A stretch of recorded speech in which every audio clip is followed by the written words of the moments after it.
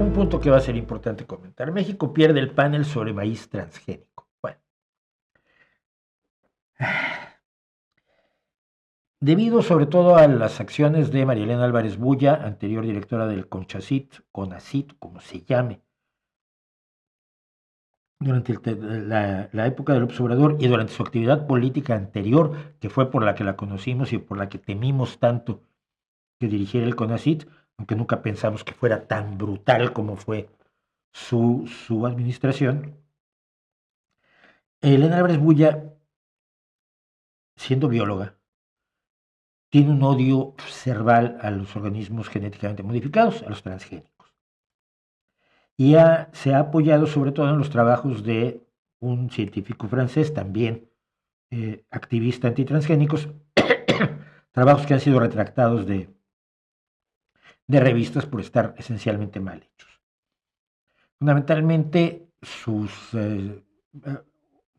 objeciones van por dos lados. Por un lado, que los transgénicos, ella cree que todos usan glifosato, y afirma que el glifosato tiene unos efectos sobre el medio ambiente y sobre la salud humana que nunca se ha demostrado que tengan. Es el más seguro de todos los herbicidas. Obviamente, si te expones demasiado a eso por no estarlo aplicando con las medidas de seguridad adecuadas, te puedes envenenar, pero si haces lo mismo con las otras opciones de herbicidas, va a ser peor.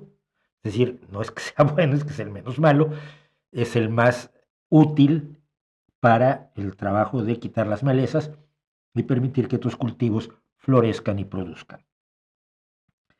Entonces, su guerra contra el glifosato la traduce a la guerra contra todos los transgénicos porque cree que todos los transgénicos usan glifosato, lo cual no es cierto. En el caso del maíz, concretamente, no se usa glifosato. El maíz transgénico es lo que se llama maíz BT, maíz que tiene una secuencia genética de la bacteria Bacillus thuringiensis que produce sus propios pesticidas y por lo tanto repele a los insectos. El glifosato es un herbicida, estamos hablando aquí de un insecticida, repele a los insectos y por lo tanto tienes una cosecha pues, más sana. Nunca ha quedado clara la diferencia de esto, ni para ella, siendo bióloga, o si queda claro, finge que no, ni para la gente a la que reunió a su alrededor, que incluía el pintor Francisco oaxaqueño, no me acuerdo cómo se llama, actores y cantantes como el de Café Tacuba, ¿no? Rubén Albarrán, gente así de preparada en términos de agronomía y de biología, de genética sobre todo, y con los cuales logró que en México se prohibiera el maíz transgénico. Ya al frente del CONACYT, teniendo la oreja del observador, consiguió que hubiera un decreto en contra de la importación de maíz transgénico a México. Bien, México importa el 30% de su maíz de Estados Unidos y es el maíz que se utiliza para alimentar al ganado, es maíz amarillo. Maíz blanco, México está es bastante autosuficiente, sobre todo porque el maíz tiene enormes subsidios gubernamentales que de todos modos no garantizan más que la pobreza permanente de los agricultores pequeños, de los campesinos, de los ejidatarios. Es decir, no los saca de pobres. Pero con el decreto de prohibición del maíz transgénico para consumo animal y humano, pues se querellaron Estados Unidos y Canadá porque México es signatario de un tratado de libre comercio al cual se opone o con el cual entra en conflicto esta declaración. Bueno, el 29 de noviembre se publicó ya el informe final en inglés del panel sobre maíz transgénico, pero aquí usted va a ver que dicen que el fallo se conocerá este viernes. La traducción se va a conocer este viernes, o sea, mañana. Y aquí se habla de las consecuencias para México. Las consecuencias para México son básicamente que tendrá que pagar aranceles o tendrá que modificar su decreto o tendrá que pagar reparaciones a los agricultores a los que ya no les va a comprar su maíz transgénico, habiéndose obligado por ello a, por el Tratado de Libre Comercio. Lo que se hizo fue una controversia presentada por México, perdón, presentada por Estados Unidos y Canadá, para que un tribunal independiente decida si México tiene razón o no, si tiene motivos científicos y visibles, reales, demostrables, para prohibir el maíz transgénico, o es un caprichito. Adivine usted. Sí, adivinó muy bien, es un caprichito. México tendrá a partir del 19 de diciembre, perdón, el 20 de diciembre, que es mañana, México tendrá 45 días para eliminar el decreto del 13 de febrero de 2023 sobre glifosato y maíz genéticamente modificado o acordar una compensación con la que las contrapartes estén conformes, es decir, pagarle dinero a Estados Unidos y Canadá por no comprar el maíz transgénico que se consume en todo el mundo sin que haya pasado absolutamente nada.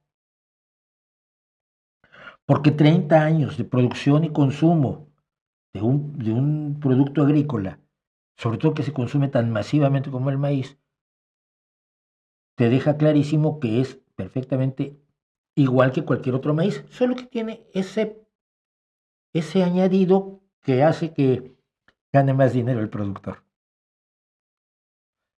Cosa que sería buenísima para los campesinos en México tradicionalmente pobres, pero bueno. La fecha límite para acordar esta o retirar el decreto o acordar la compensación es el 28 de enero, una semana después de que Trump haya tomado posesión como presidente de Estados Unidos,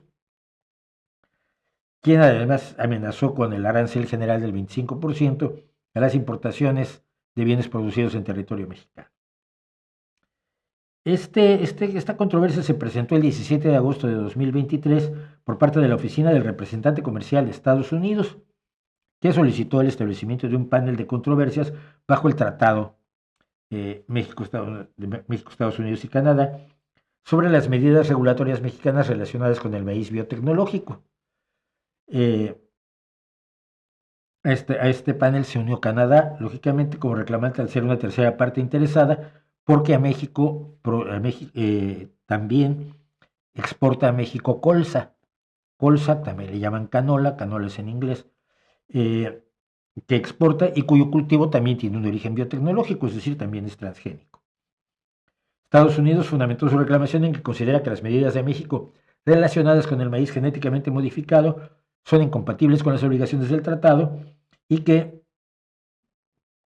se debe a una postura ideológica sin evidencia científica que justifique el decreto presidencial sobre maíz transgénico.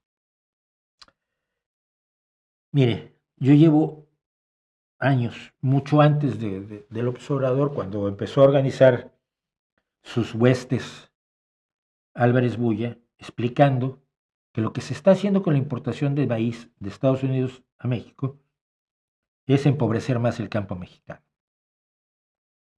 Tienes un producto agrícola que no tiene ningún problema, que no se ha demostrado que tenga ningún problema, que ha sido estudiado hasta el cansancio, que se produce, incluso en España produce maíz BT. Maíz, él se llama BT por, decíamos, el pesticida del Bacillus thuringiensis. El maíz BT es consumido en todo el mundo, no causa ningún daño, pero no tiene ninguna diferencia real con respecto del maíz normal. No causa efectos en el medio ambiente porque no tiene por qué. Al contrario, reduce la aplicación de pesticidas. No causan daño en ningún lado. Ahí se va a acabar las otras especies, a las otras variedades de maíz. No, mira, los agricultores saben cómo poner una especie, una variedad de maíz aquí, otra aquí, y que no se polinicen cruzadamente. Lo hacen todo el tiempo en México. Hay agricultores que tienen 3 o 4 variedades de maíz plantadas al mismo tiempo y no se polinizan cruzadamente. ¿Por qué? Porque ellos saben hacerlo. Básicamente porque el maíz tiene una temporada de polinización muy corta. Entonces, si plantas escalonadamente, pues una no contamina o afecta a la otra. Tú plantas tu maíz aquí y 2 semanas después plantas el de aquí y 2 semanas después plantas el de aquí. Entra su etapa de polinización, a las 2 semanas se quita y solo entonces va a empezar la etapa de polinización del otro y así sucesivamente. Si los campesinos saben del campo, los que están en los despachos y en los cafés de Coyoacán en México no saben. Si México se pudiera plantar maíz transgénico, si tuvieran esa posibilidad los agricultores, por cierto, no tiene patente, la perdió en el año 2000, ganarían más dinero los campesinos mexicanos, se evitaría el gasto de la importación, se aumentarían las condiciones de vida de muchísimas personas y se daría nueva vida al campo. Pero por un asunto ideológico y por una creencia irracional, no se hace.